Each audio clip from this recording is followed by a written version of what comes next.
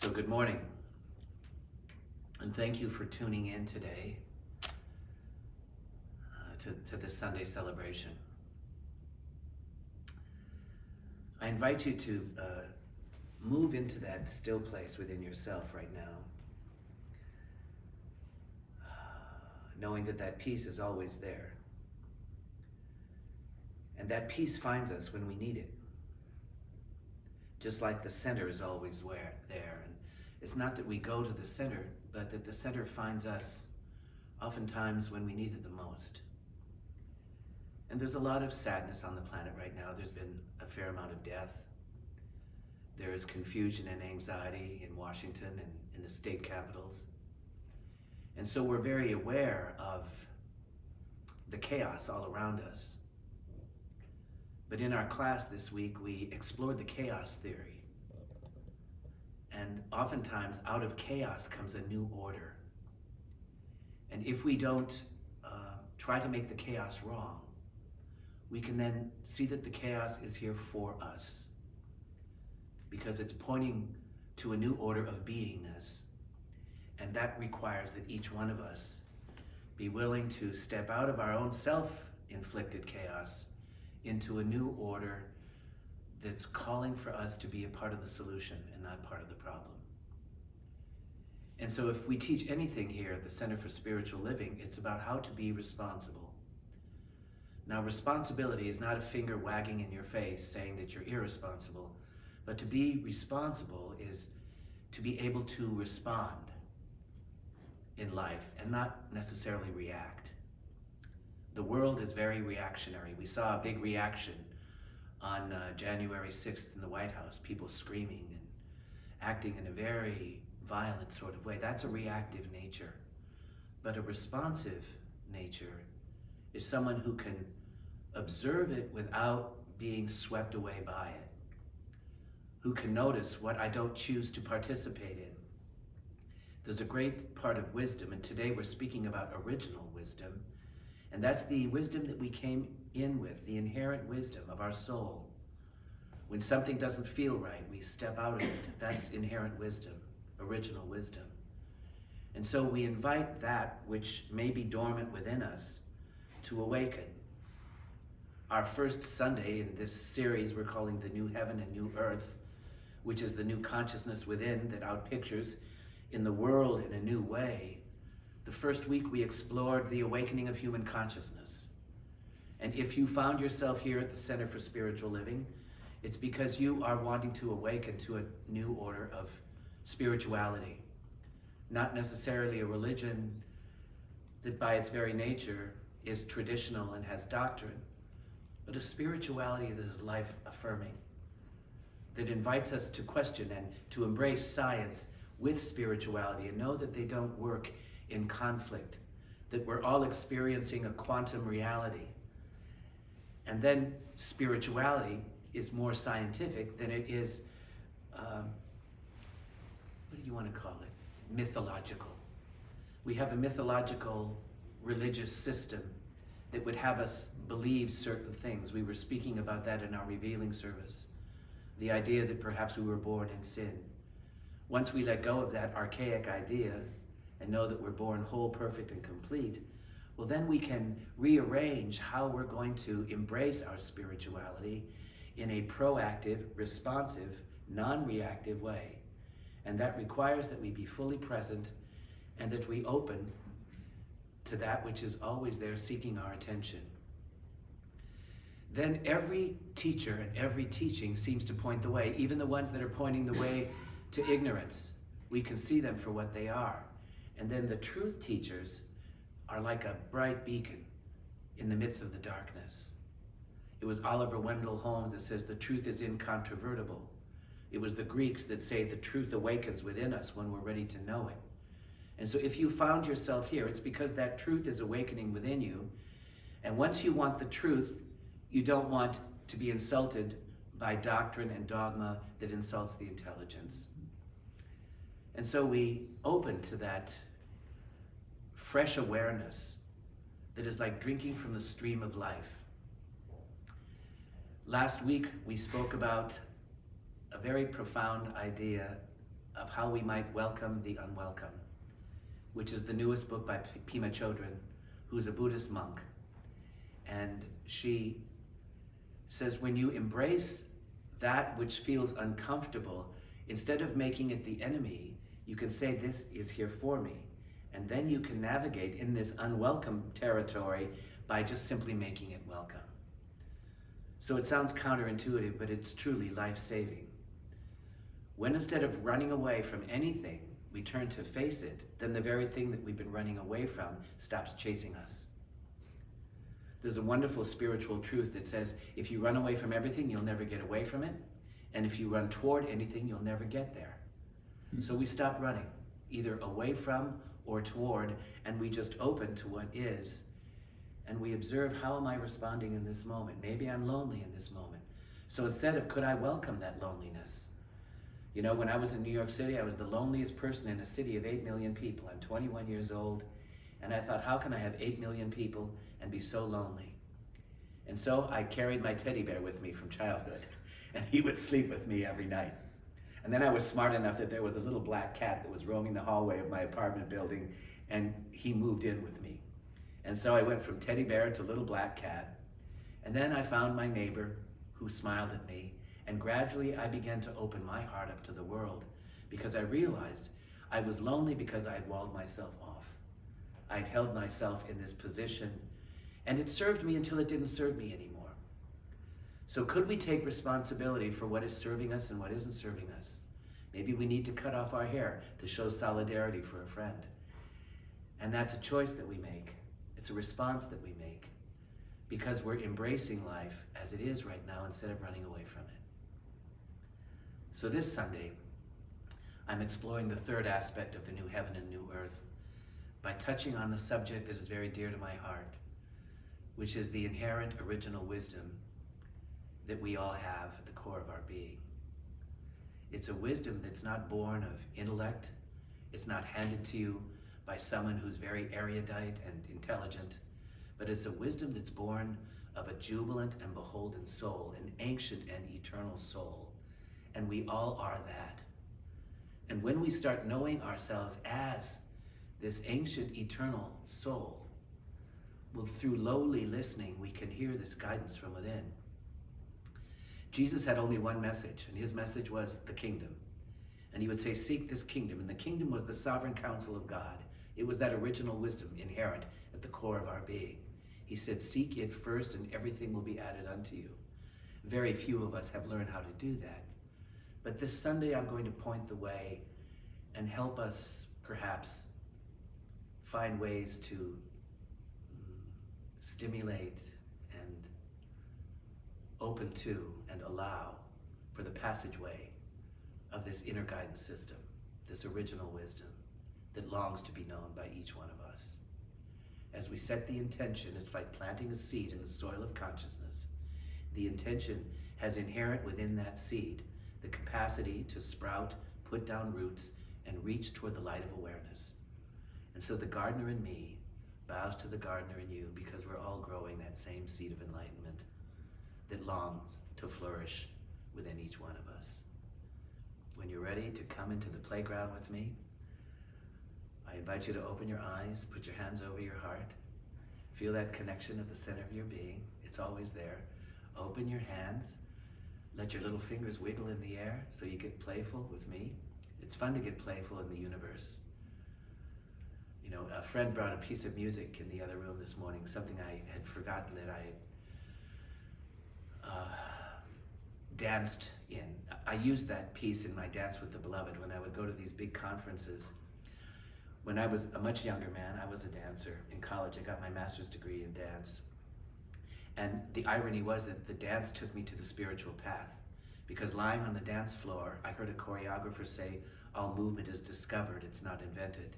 And in that holy instant, I may be 25 years old, lying on the floor, I realized that everything must be discovered. God must be discovered. Truth must be discovered. No one can give it to you. And so then that took me into an inquiry. Well, if creativity comes, spirituality must be the same thing. It awakens within us when we put ourselves in right relationship to it. So what if all of life is getting in right relationship with the moment? And let's say the moment gives us what we need, and it always has and always will give us what we need. So we say, no, I don't need sadness. Well, maybe I do need sadness. You know, I realized after I survived the AIDS crisis in Atlanta that I had so walled off my ability to grieve that when my mother made her transition, I couldn't even grieve my mother's death. And it took, I think it was the death of a dog, to activate 30-some years of repressed grief that came out like a volcano. And once that grief finally found its way out, I felt free. I had finally taken responsibility for that grief. You know, I had a heart attack 2.5 years ago. And I kept thinking, why would such an open-hearted person have a blockage in their heart? And as I reflected on it, I thought, I let all my emotions, I thought, healthily express, except for that grief. The grief I had denied. And so my little heart, I've made a pact with it. I said, I'm no longer going to deny those feelings. If you want to feel sad, if you want to feel angry, I'm going to allow that feeling to come up. Oftentimes, when you invite these emotions, it's as if you are peeling away layers of stuff that you've considered wrong at some stage. In the Sufi tradition, they say there are 70,000 veils that keep you from knowing who you are. It's a lot of veils. And then they say, when you lift the veils, make sure you lift them one at a time and make sure you don't tear the veil. Well, now that's a metaphor that you can live with for a lifetime. We're teaching this wonderful class on the mystic threads, and Richard Rohr says there's only one veil. Well, now he took 70,000 and turned it into one. Could I embrace with a beginner's mind saying, I'm happy to have one instead of 70,000? But what Richard Rohr says is that the one veil that keeps us from knowing who we are is the veil of our ego, is the mask of me, the me that I think I am. And then if instead of running away from the me, you begin to inquire into the me, you realize that the me that we have is made out of many masks. When I taught Joseph Campbell's The Power of Myth series, I asked my students all to write a myth that's relevant for them. Now, a myth is something that never happened but's always happening. So the great myth we all know in the Bible would be the myth of the prodigal son, which is the classic story of leaving your home to find yourself. And once you find yourself, you come home again to Union Grove, but you come home a different person. Jonathan Livingston Seagull is the same story. That beautiful little children's book says, start your journey by knowing that you've already arrived. It sounds crazy, doesn't it? You're already there. So when you start your journey where you're looking for yourself, you realize that that self is already here, but I have to find it. And maybe I have to get lost in the world first. And then and in the prodigal son, it says, and he awoke to himself. That something awoke within the prodigal son, and he went home. That's the same story of The Wizard of Oz. Dorothy had to leave Kansas and go to Oz and go searching for all this fakakta stuff, only to find when none of it worked out. And he says, what have you learned? I learned to never look any further than my own backyard. If I can't find it there, I never lost it to begin with. Is that it? That's it? Why didn't you tell me? Because you wouldn't have believed me until you discovered it for yourself. So we have to discover truth for ourselves. And so every Sunday, I work on Saturday nights finding a truth that's relevant that I might discover at a deeper level. And this week, I'm going to explore the original wisdom. And it came from a little book called Original Wisdom about the Aboriginal culture. The Aboriginals are the native people who've been here for thousands and thousands of years, who are not contaminated by the religions of humanity. They're not contaminated by the Western world of success and avarice and greed and becoming somebodies. They live in their humble life, connected to nature, knowing that it's all an aspect of themselves. Now, could we go back to that original nature within ourselves? Because it's right there. So I started off by exploring a book called Spiritual Ecology, The Cry of the Earth, by one of my teachers, Llewellyn Van Lee. This is a Sufi teacher of mine who came out of the Jungian School of Psychology. It's a PhD in psychology. And this is how the universe journeyed him. It started by exploring numinous dreams. Then it started by finding an enlightened teacher, by the transmission of the teacher to disciple. But then he started studying with Sandra Ingerman, and his spirituality took him into a spirituality of the planet, and how this planet is sentient, which means it has consciousness, it has feelings. And he talks about hearing the cry of the earth, and how there's an existential imperative right now, if we would not become the 8th great extinction on the planet that we have to learn to embrace it all. And he talks about the anima mundi, which is the soul of the world that awakens. The soul of the world, and that's you and me. And here's how he puts it. He's such a beautiful writer. He talks about the world soul, or the anima mundi, and he says, we have mostly lost the knowledge of the spiritual practices of these ancestors and the rituals that keep the balance in the inner and the outer worlds. We have two worlds. There's this outer world, and most of us want to fix the outer, but you have to fix the inner before you fix the outer. It was Hermes Trismegistus who said, as within, so without. As above, so below. So if the tree is ailing on top, you might want to look at the root system of the tree. You know, if your relationships out here don't look so good in the world, you might want to look what's operating within your relationships at the feeling level, at the intellectual level. So come on in, beautiful. People are coming in, wiping down their hands. He says, we have even forgotten that such practices are needed. So instead, we get caught up within the contemporary consciousness that focuses on our individual self. I've said one of the great shifts we have to go from me to we. The me is the illusion. Me is separate from you. Me is separate from God. There is only one here. It's the one life. It's God's life, and we're that life.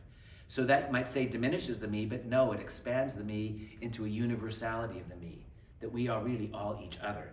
We sing a song when we get the music back, I am you, you are me, we are one, and in this unity, we will live in harmony, and peace will come, for we are one. We have to get to this unity consciousness. Politicians are speaking unity, but you know, by their actions you shall know them. It's Richard Rohr that says, you don't change your life and you change your thinking. He says, when you change the way you act, your thinking naturally changes. So if we could start acting like we are each other's brothers and sisters, well, maybe then our thinking would change. This is my beautiful blonde sister over here, who's a little bit sad and lonely, and I love her to death. Instead, we're caught up in this contemporary idea of the individual self. We're no longer even aware of our deep bond to the sacred within all creation. So he's giving us a little kind of wake up. We're connected to everything. And he deepens this message by saying, while there may be a growing awareness that the world forms a single living being, what has been called the Gaia principle, remember that this whole planet is alive with consciousness?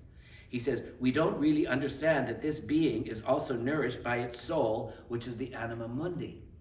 Now, what if we took inanimate things like this tree and know that there's a soul in the trees, there's a soul in the butterfly, there's a soul in the squirrel, that it's all soul, which is the invisible aspect of what we are. You have a little girl, but there's a soul in that little girl that was never born and never died. So what if we could relate to that soul level while we're here? Then we have no fear of death because the soul never died. He says, the Gaia principle, we don't really understand that this is all nourished by the soul or the anima mundi, or that we are part of this anima mundi, part of a much larger living, sacred being. And sadly, we remain cut off, isolated from the spiritual dimension of life itself. I'm so glad that we have some new people here today, and they said they didn't want a religion, they wanted a spiritual teaching. He's saying the same thing. The spirituality is everywhere, and it all becomes your sacred grounds. Go take communion in a forest and hug a tree or hold a rock, or sit by a stream and feel your connectedness to the Great Spirit. We would do shamanic rituals here, and we would honor the four directions. We would honor the east, and I think the east was the snake and how it sheds its skin, and then we would bow to the north, and it was the hummingbird and how fragile but how strong it is, and then we would bow to the west, the condor, and he would show us to be observant and look over, and then we would turn to the west, and it was the jaguar, and he would tell us how to be vigilant and assertive, and then we would go to the earth, and we would thank Pachamama, our mother, which is the earth, and then we would go to Pachipapa, which is the heavens and the galaxies and the stars. And then we would go right there to the core of our being that never changed. This is indigenous spirituality, which recognizes that it's all alive with consciousness. So he's saying the same thing. We have forgotten how to nourish or be nourished by the soul of the world. The soul of the world. Well, I'm hoping to give you a little taste of that today. One last little bit of Llewellyn. He talks about the Pomo Indian people of Northern California, and they would weave baskets. And the women would go out and they would pray over the grasses before they would cut them to weave into the basket. And he said the basket thus wove together the physical and the spiritual part of life. All aspects of life were approached in this way. The warp and the woof of the spiritual and the physical woven together into a single fabric of life that was never anything other than sacred. Our indigenous peoples saw that their life was a communion with the earth, with spirit, a spirit that nurtured them and at the same time nurtured all creation. The two being so interwoven, it would not have been possible even to think of nourishing the one without nourishing the other. So in your native spiritualities, which we came in our Western world and we exiled them all to reservations saying that they were pagans and heathens, they were connected to the oneness in everything. So now that's having a resurgence in this country, and I think all over the planet. When I was in Canada, they called them the First Nations people. They learned how to live in harmony with nature and with each other. Could we go back to that original wisdom is the question. You know, to them, everything was the Great Spirit. Everything was the Great Spirit. And they would say, open to the mystery of the Great Spirit. It's only when the church came and wanted to call them heathens and give them a doctrine that they got lost off the radar. But now they're coming back, and I'm thrilled to be inviting them in this Sunday morning. You know, I've got a little book of earth prayers, and it's the native people's prayers. And I remember it was I think the Ojibwe that would look to everything in nature. They would look to the mountain and they would say, teach us and show us the way. They would look to the tree and they would say, teach us and show us the way. They would look to the stream and they would say, teach us and show us the way. You know, in the teaching of Taoism, it's called the watercourse way. It's the wisdom of water. That's a very animist spirituality where they look to nature to be the gospel or the good news of where spirit is preaching to us. So instead of having a mythological old man in the sky with a big gold G, could we have a bigger spirituality where they all become our relations? In the native spirituality, they call everything our relations. You know, St. Francis of Assisi spoke about brother, sun, sister, moon. He got to that realization that they were all connections. There's a beautiful movie out there. Franco Zeffirelli did a movie called Brother, Sun, Sister, Moon. It's the life of St. Francis of Assisi. And, you know, we were talking about a trauma, how it changes your life. He didn't cut his hair off, but he went over to the Crusades and he came back with a heavy fever. And they thought he was going to die, but when he came out of the fever, he came back and he had shifted. And there's a beautiful scene in the Zeffirelli movie. They're in Assisi in the 13th century. And here's a delusional, delirious St. Francis in his sleeping garment, hadn't shaved, and he's walking on the rooftops, and he's coming out of this kind of like coronavirus situation, and he sees a little bird. I know he's got to adjust the camera. He sees a bird up there, and St. Francis walks out, and the bird lands on his hand, and that's how the movie starts. Brother, sun, and sister, moon. And then, you know, they start doing the chants with the monks, and the story of St. Francis, who was like these original people. He would speak to the least of these. And then he walked to the Vatican in his bare feet. And here's Pope Pius the something or other in all his guilt. And St. Francis goes in barefoot. And he says, does not your Father take care of the least of these? And so the Pope, in his robes, gets on his knees and kisses the dirty, bare feet of St. Francis and say, you humble us in your simplicity. So here's someone who awoke out of pomp and circumstance into this original nature that is already there, but it's asking for us to pay attention to it. So I went to one of our American shamans. Her name is Brooke Medicine Eagle. And I wanted to hear how she would talk about this original wisdom in her own feminine sort of way. You know, we have a patriarchal God so much in the Western world. What if we could shift into a more nurturing, feminine aspect of God? And Brooke Medicine Eagle, this is how she puts it. She says, Mother Earth is enormous compared to the kind of love that we're thinking of as just human love. She is big enough and loving enough to hold all of us in her arms at all times. To think of Mother Earth as this loving presence, Pachamama. They say in the Inca tradition that Pachamama loves your hucha. Your hucha is your heavy energy. They don't talk about positive and negative energy. They say there's heavy energy, that's the hucha, and then there's lighter energy, which is the sami. So the sami is downloaded from the universe, and the hucha, your heavy energy, they say give it to Pachamama. She loves your hucha. So she's talking about this loving, mothering presence that's all around us. And she says, when we expand our attention to the great mystery of the Great Spirit, to all that is, and it's all capitals, all that is the Great Spirit. It's not just an old man in the sky like Santa Claus with a gold G who has favorites and not favorites. That's all baloney. Great Spirit is everywhere. It's right there right now. It's in that tree over there. It's in this rock up here on my altar.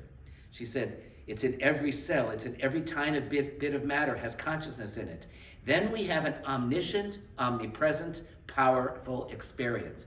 Remember the adjectives that describe God, if you will? It's omnipresent. It means it's everywhere presence. It's omniscient. It's all-knowing. It's omnipotent. It's all-powerful. She says, what if we could know that that's everywhere? It's not some isolated something outside of ourselves, but it's right around you. It's you. It's your neighbor. It's everything. Boy, that's an all-inclusive God, is it not?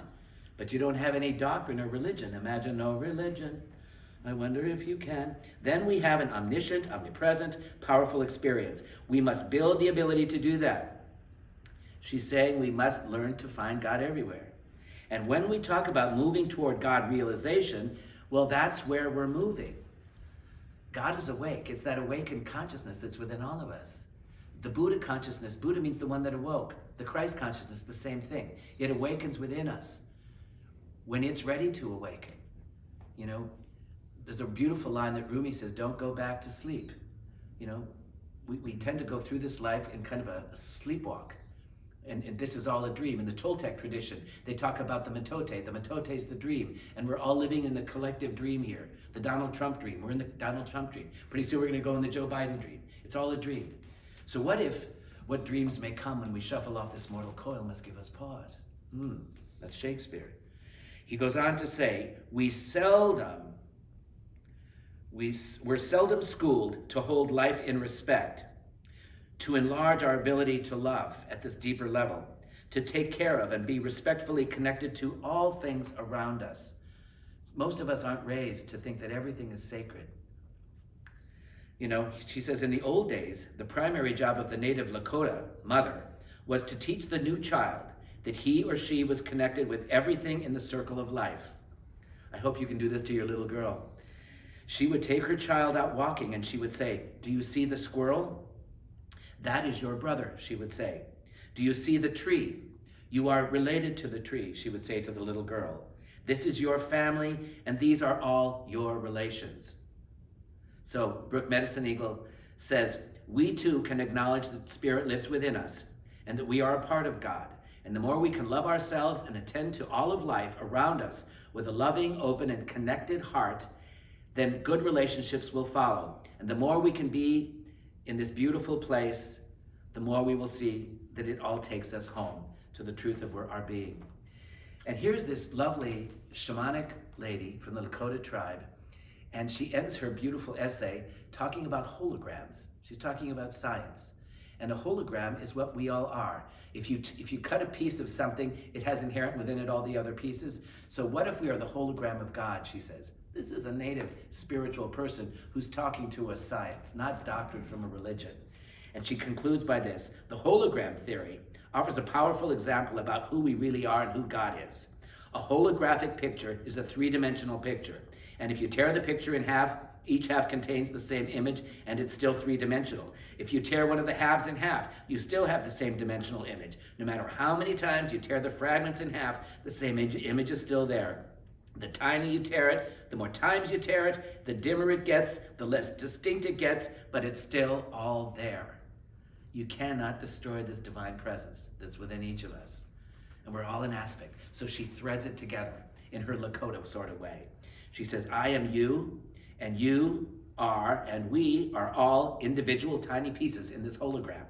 We're all individualized or torn up of the one sheet that we might call God, the all that is, and the whole picture is connected in us. It's all here. My little scrap may be torn to look a little different, but the whole picture is in fact within me and within you. The exciting thing is that I can make the picture more distinct by joining my piece with your piece, and then with my family's piece, and then with my friend's piece, and on and on. And the more that I can attend to or connect myself with everything else around me, the more distinct the picture becomes for all of us. And we can reach out to others In the same way, together we can acknowledge and enlarge our attention so that we can stand in this holy place, in a place that takes in the whole circle, a place that is healed in this wholeness, this holiness, a world that is healed and complete. To know that it's all you, to bring in all the exiled pieces of yourself. Now you get to do this psychologically when you do the work on yourself. You start to embrace the shadow parts of yourself, the exiled parts of yourself. You know, we shame little parts of ourselves that we don't like. You know, maybe you're shy, or maybe you're weak, or maybe you're this. What if we could embrace all those disowned parts of ourselves? And when we do, we're embracing it in the world out there because it's all us. So she's saying the same thing. The more we come together, and Thich Nhat Hanh had a beautiful little phrase. He's a shamanic Buddhist monk, and I studied with him, and he coined a little phrase called interbeing. We inter-are. There's only one here. And so he would say, this would be Thich Nhat Hanh, he'd say, I look at the piece of paper, but instead of looking at a piece of paper, I see the tree. And if I look a little deeper, I see the sunshine that went into creating the tree. And I see the earth that held the roots. And I see the water that nourished the soil. So I'm not really looking at a piece of paper, I'm looking at this hologram of life that all culminated in a piece of paper. So what if you and I are like that? We're divine beings who have a name and have a label and have a title. But when all that falls away, we ask ourselves, what never fell away? And that would be the spirit, the one life that we all are. And you can dice us and slice us into a lot of little pieces, but when we come together in the heart of oneness, we realize that we are each other, that we inter-are, that I am you, you are me, we are one. Yeah, so then you don't hold anybody outside of your heart. And this is where the new heaven and the new earth must come. We must come to the realization that if you've done it to the least of these, this is Jesus, if you've done it to the least of these, you've done it to me. So he was saying the same thing, essentially, it's all you. So it's amazing, our house was infested with squirrels. And it's hard to call them your brothers and sisters when they're climbing in your attic and you hear them scrambling in the house. So I asked someone to come out to put up traps to hopefully get the squirrels from taking over the house. They were taking over the house. And so this man says, you need to get yourself a gun and shoot them squirrels out of the trees. And I said, I don't do that. I don't shoot squirrels out of the trees. But he put his little traps up there. And you know what? Every squirrel was smart enough to leave the attic, and not one of them got trapped in his traps. And once they escaped the house, then Alberto came over and he blocked up all the holes, and we haven't nary a squirrel since, and I didn't have to get my cap pistol out and shoot them, because that's about the only kind of gun I think in my house, maybe a water pistol, but you're not going to find bullets in my house. So here's the little book that I wanted to teach this class. It's called Original Wisdom, and it's by a man named Robert Wolfe, and he went to live in Indonesia, in the Philippines, in the most remote jungles to live with the indigenous people so he could learn their ways. And what he realized was once he stepped out of Western civilization, that they were the sane ones. They were the compassionate ones. They were the ones that were working in unity consciousness with everything. And I'm going to read you something near the end of the book where he went to study with a shaman, and he came over with Western eyes. And you know, we Westerners, we want answers. We want to conceptualize it. We want to have this thing all in the mind, and his shaman wouldn't speak. So he found himself following the shaman everywhere, and the shaman was trying to show that you awaken, you discover this within yourself in the silence. It's not something I can hand you intellectually. So could we be teachable enough to open to the original something that's there inherently within us? It's never gone anywhere. You know, I don't know how you can prepare someone to be a mother, but there's something inherent within you, isn't there, Shannon? That when you're holding that baby, something in you knows, even if you didn't have the mother that you wanted to have, something in you knows how to be a mother. So he's saying the same inherent thing is there. It's this truth thing that awakens. It's this God thing that awakens. And when you hear it, it's speaking personally to you. It's not some doctrine that the church gives you. It's a direct experience. So here's, near the end of the book, searching and searching, this is how he finds it. He's out walking through, I think he's in Indonesia. It's a hot, hot day. His teacher's silent. He's asking questions. He goes, shush, shush, shush. And he gets very thirsty. So this is when he's getting thirsty. Maybe it was the catalyst for his awakening, where his original wisdom was coming. He said, I'm so thirsty. Ahmed, his teacher, says, do not talk. I knew he meant do not think. Because when you talk, you think. When I would do my Dance with the Beloved workshops, there was only one rule. You cannot speak. Because as soon as you engage in speaking, you engage in thinking. So when he told his disciple to be still, he was saying, quiet your mind. And so here's what happened to him. He said, the water that you're thirsty for is inside your heart. Is that too abstract? He said next, with a gesture with his hand on his heart, I knew what he meant. I should sense this inside myself, not in my mind, but from within inside me. So the teacher, any teacher will tell you to go within, to go within. The outer teacher takes you to the inner teacher. So he's saying the same thing. As soon as I stopped thinking, here's Robert, stopped thinking and planning and deciding and analyzing, using my mind, in short, I felt as if I was pushed in a certain inward direction. And I walked a few steps, and immediately I saw a big leaf with perhaps a half a cup of water inside this leaf. He said, I must have stood there for a full minute in absolute awe. Not in awe of anything in particular, but I was simply in a state of awe. And when I leaned over to drink from the leaf, I saw water with feathery ripples in it. And I saw a few mosquitoes, maybe it's the no-see-ums. I saw their larvae wiggling on the surface of the water. And I saw the veins of the leaf through the water. I saw some bubbles and a little piece of dirt. They were reaching out. And I put a finger in the water. And then I saw that one of the wriggling mosquito larvae had been trapped in a tiny bubble on my finger. How beautiful, I pondered. How perfect. I did not put the finger with the water droplet in my mouth, but I looked back at this little leaf and creature looking back at me. He said, my perception opened even further. I no longer saw water. What I felt with my whole being was a leaf with water in it attached to a plant that grew in soil, surrounded by uncounted other plants, all part of the same blanket of the living things that are covering the soil, which was also part of a larger living skin around the planet Earth. He began to look from the microcosm to the macrocosm and realized that the macrocosm was in the microcosm and the microcosm was in the macrocosm. He's having a direct experience of the connection to the oneness because he was still. And nothing was separate. All was one. The same thing. The water, the leaf, the plant, the trees, the soil, the animals, the earth, the air, the sunlight, and the little wisps of wind that were blowing. The allness was everywhere, and I was a part of the allness.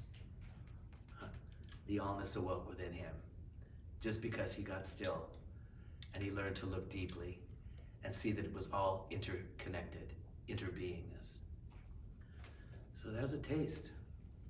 So let me take you on a little journey to that place within yourself where you can taste the water of truth, the water of life. Imagine that you are that young man walking through the jungle and your teacher is placing his finger over his lips, inviting you not to speak, but really inviting you not to think. And in this place of no thought, awareness begins to awaken. An awareness that precedes all thought. And we are this awareness, this awake awareness. You might say this open-hearted awareness. Because when the awareness is allowed to flow through your heart space, the heart knows oneness, whereas the mind sometimes sees two and wants to call two separate. Whereas the heart knows that everything is a part of everything else.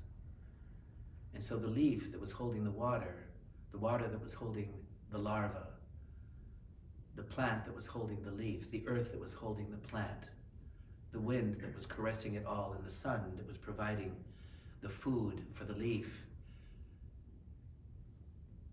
to instigate in the root the ability to draw up the water from the earth, to mingle with the sunlight, to create buds and potential flowers, which then would open and provide nectar for the bees that would drink, the bees that would pollinate the flower, that would create the seed, that would ripen, that would fall into the earth And through the warmth of the earth and the moisture of the rain, the seed casing would crack open, and the inherent wisdom within the root would begin to push down as some photoperiodic part of the seed would reach toward the light and push through the soil, and yet again we're having life being born again in us.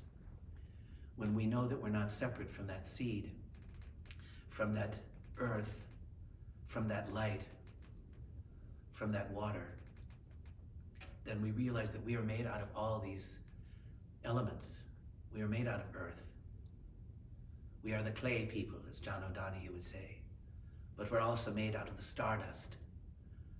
And so we see ourselves as a galactic being, someone who can connect to the Pleiadians, the consciousness that's all around us, the consciousness that's in our beautiful Mother Earth, the Anima Mundi, the soul of the earth. And when she's crying out, as she has been for so long, we begin to listen to her with our compassionate heart. How can we assist this beautiful planet that gives us life to help her sustain her life? And so as we enter into the question, not by handing it to our mind, but by handing it to our heart, well, then the answer comes from within. Maybe the only way to save this beautiful planet of ours is by recognizing how sacred she is. And that when we do anything to the smallest of things, we're really doing it to our own self. And so we show compassion to the butterfly, to the flower, compassion to the squirrel. We set healthy boundaries to the squirrel. You can nest in the tree, you don't have to nest in the house. And then we have a relationship with the squirrel and with the mice, and with the bees and the birds, with the breath that we breathe, with this body that we've been given. How can we be a nurturer of our own physical body, which we are here to take care of, if we can't take care of our own mother, which is the very planet on which we stand? So the original wisdom is awakening within the Aboriginal soul. The Aboriginal soul is something that we all share. It is the ancient soul that was here before we became a somebody. It's the soul that knows that we are all part of the one life, God's life. And as we set an intention to serve that at the highest level, well, then everything becomes holy.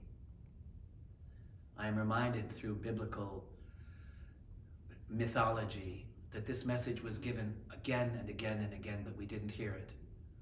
When Moses, in his transformation, saw a tree lit up from within, it's because something was awakening within him.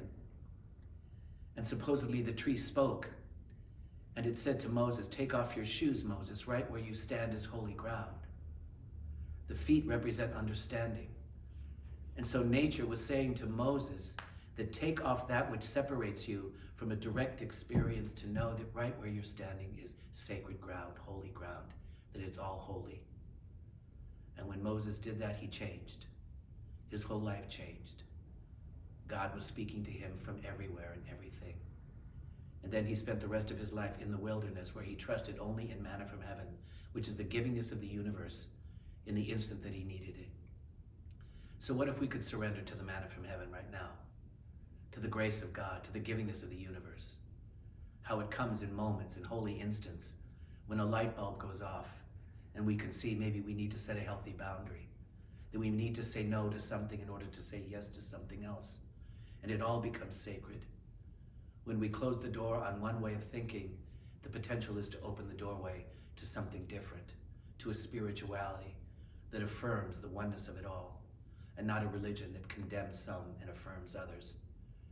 And so we take full responsibility for who we choose to show up for in this lifetime. Able to respond from a peaceful place, from a beginner's mind, from a beginner's heart, accessing this original wisdom that never went anywhere. And the only request is that we become still. The Bible says, "Be still and know that I am God." Stillness is the language of God. How beautiful is that? And God has never stopped speaking.